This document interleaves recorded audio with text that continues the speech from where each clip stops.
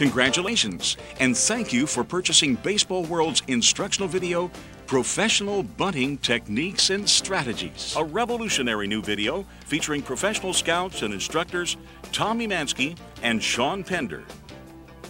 Coach Emanski has overseen the tremendous growth and development in the Baseball World program for the past 15 years and is widely recognized as a baseball innovator. Coach Pender was an NCAA Collegiate All-American baseball player. He has also played professionally with the Pittsburgh Pirates. His specialties were base running and the bunting game. Throughout this unique and important instructional video, you'll discover many exciting bunting techniques. Let's begin as Coach Emanski takes us through the proper techniques of the sacrifice bunt. Today I'd like to talk about the sacrifice bunt.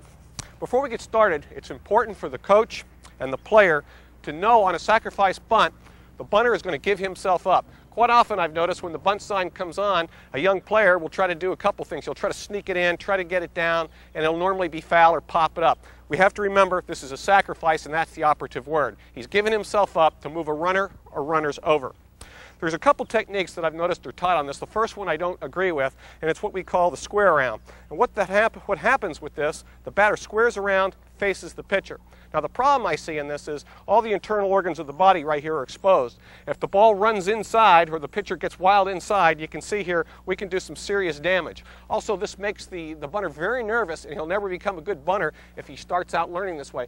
We found at Baseball World we're basically an offensive school. We've had 5 consecutive national and international batting titles, and we bunt very rarely. However, what we have found when we work on the bunt, especially with the younger hitters, they start to become a better hitter because they're used to seeing the barrel of the bat hit the ball. They start to get comfort. And what we recommend is that when the pitcher's pitching in bunting practice, don't throw from 60 feet back there or 45 feet. Move in about 30 feet, and that way the bunter is sure he's going to get a lot of strikes, and as he builds confidence, he also becomes a better hitter. He's just more acquainted with the batter's box and the pitch is coming, and it gives us some help that way, which I think is interesting.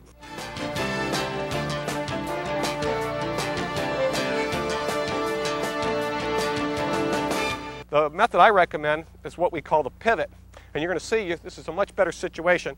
As the pitcher reaches his power position, he brings his leg up. At this point in time, we're going to go ahead and rotate or pivot. Now, all basically what we've done here is pivot, rotated our hips, which brings the bunter right now. He still has a great situation where he can bunt the ball out over the plate, but if the ball's inside, he can just roll his body right here and take it off the backside.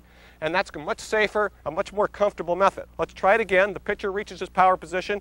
We just go ahead and pivot. Now you notice what's happened. We swiveled our hips.